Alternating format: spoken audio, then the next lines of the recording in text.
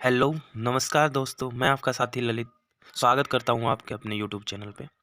इस चैनल पे आपको एचएसएससी से रिलेटेड सारी महत्वपूर्ण इन्फॉर्मेशन मिलती रहती हैं। इसलिए प्लीज़ एचएसएससी से रिलेटेड इन्फॉर्मेशन के लिए चैनल को सब्सक्राइब करिए और वीडियो को लाइक करें।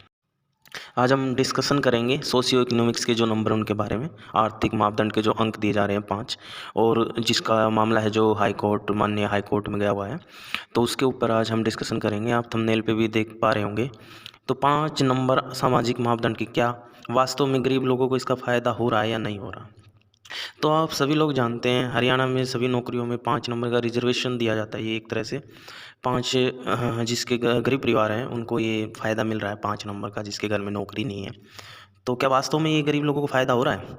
क्योंकि अगर ये सही पैमाने से हो रहा है तो हम भी जानते हैं कि गरीब हैं तो भाई उनका उत्थान भी होना चाहिए। गवर्नमेंट की अच्छी स्कीम है, हाई कोर्ट ने भी इसको सही ठहराया हुआ है वैसे। पर एक चीज़ आप मान के चलिए, अगर ये कोर्ट में मामला गया क्यों है? एक चीज़ सोच के देखिए। हमारे हरियाणा में कहावत भी है वैसे कि जिस घर में एक सरकारी नौकरी लग जाती है तो 7 पीढ़ियाँ सुधर जाती हैं। आप सभी लोग जानते हैं इस कहावत को। अगर किसी के माता-पिता गवर्नमेंट जॉब में हैं, तो ज़ाहिर-सी बात है उसके 2 बच्चे हैं या 4 बच्चे हैं, कितने भी हों, सबको फ़ायदा मिलता है।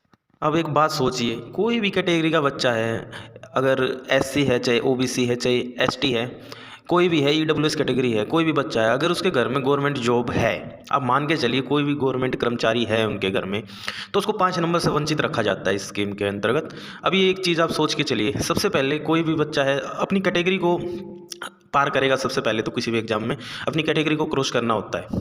वो चाहे 70 पे लगे, चाहे 68 पे लगे, चाहे 55 पे लगे, अपनी कैटेगरी को क्रॉस करेगा। ऊपर से एक रिजर्वेशन और होती है 5 नंबर की, उसको भी क्रॉस करना उसके लिए ज़रूरी होता है। और 5 नंबर आप जानते हैं, सभी जानते हैं, एग्ज़ाम में एक-एक नंबर से बच्चे रह जाते हैं, आधे-आधे नंबर से रह जाते हैं। तो उनका दुःख कोई नहीं समझ सकता। अगर कोई भी बच्चा अगर कोर्ट में अब बोल देते हैं ये तो एंटी ये तो एग्ज़ाम नहीं चाहते ये लोग, तो सभी एग्ज़ामों को ये कोई एंटी गैंग है, ये कोई गैंग का नाम देते हैं। ये मैं ये नहीं बोल रहा भाई, सेल्फिश मत बनो, सबके बारे में सोच के चलो। एक चीज़ आप बताइए, इसमें उसका क्या कसूर है? उसके माँ-बाप या भाई-बहन मेहनत करके लगे हैं, तो उसमें इस बच्चे का क्या कसूर है? अगर आप करना चाहते हैं तो आप एक अलग से एक कैटेगरी का और निर्माण क्यों नहीं कर देते? एक कैटेगरी और बना दीजिए, जैसे ईडब्ल्यूएस बनाई है वैसे नो जॉब की एक कैटेगरी बना दीजिए, उसमें अलग से वैकेंसी निकाल दीजिए आप नो जॉब वालों की। उसका एक सर्टिफिकेट बना दीजिए, जैसे कैटेगरी का लोग बनवाते हैं वैसे बनवा लेंगे वो भी। अलग से उस कैटेगरी में फॉर्म भरेंगे, जनरल से नीचे लिस्ट रहेगी, क्या दिक्कत है? एक सिस्टमैटिक होना चाहिए। तो संविधान में सबको बराबरी का हक दिया गया है, तो सबको बराबर रखो। डबल रिजर्वेशन क्रॉस करना बच्चे के लिए बहुत भारी हो जाता है। सिंगल रिजर्वेशन भी बच्चा मुश्किल से क्रॉस कर पाता है। आप सभी लोग जानते हैं मुश्किल से 5-10% गवर्नमेंट जॉब निकलती है इंडिया में, और उनमें भी पहले तो कोई भी बच्चा किसी भी कैटेगरी से बिलोंग करता हो, सबसे पहले अपनी रिजर्वेशन कैटेगरी को क्रॉस करेगा।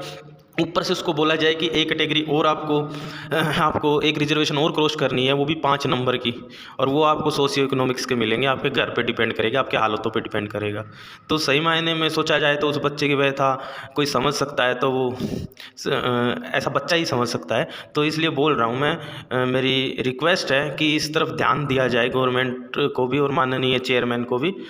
तो यही इतना ही कहना था। आप अगर गरीब बच्चों का वास्तव में उत्थान चाहते हैं तो आप एक कैटेगरी बना दीजिए और जिसमें अलग से उनकी वैकेंसी निकालिए। इससे न ही कोई कोर्ट केस होगा आगे, कोई नहीं, कोई बच्चा कोर्ट में जाके बैठेगा, नहीं कोई भर्ती रुकेगी।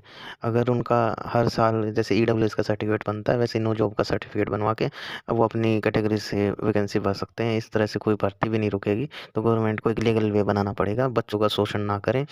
अगर किसी के परिवार में जॉब है या कोई भी सरकारी कर्मचारी है उसके घर में, तो उसका उसमें कोई कसूर नहीं है। तो एक दृष्टि से सबको देखा जाए, सबका उत्थान सबका विकास एक साथ होना चाहिए। सबका साथ सबका विकास हमारे प्रधानमंत्री जी भी कहते हैं। तो यही मेरी अनुरोध है कि सभी बच्चों को एक साथ देख के चले, और जो गरीब बच्चे हैं उनको वास्तव में उनका अधिकार मिलना चाहिए। अगर इसमें फर्जीवाड़ा बिल्कुल नहीं होना चाहिए। जिस तरीके से गवर्नमेंट कुछ अपने जो है ग्राउंड लेवल पर ना आकर जो भी है किसी को 5 नंबर देने हैं, आप इसका नमूना देख भी चुके हैं। अभी ग्रुप डी के रिजल्ट में किसी को 5 नंबर दे रखे हैं, किसी को नहीं। ये पैमाना किसी को समझ ही नहीं आ रहा। तो आप इसका थोड़ा-सा विश्लेषण से इस वीडियो का उद्देश्य किसी का दिल दुखाना नहीं है, वो भी हमारे भाई हैं तो उनको एंटी गैंग मत कहिए। अगर वो भी अपने अधिकार के लिए खड़े हैं कोर्ट में। मैं एक यूट्यूब पे वीडियो देख रहा था तो उनको बोल रहे थे कि भर्ती रोको गैंग है, तो ऐसा कुछ नहीं है भाई, वो भी अपने अधिकार के लिए बैठे हैं, तो उनको भी समझो। माननीय हाई कोर्ट जो भी फैसला करेगा सही करेगा। वीडियो अच्छा लगा तो प्लीज़ शेयर एंड लाइक।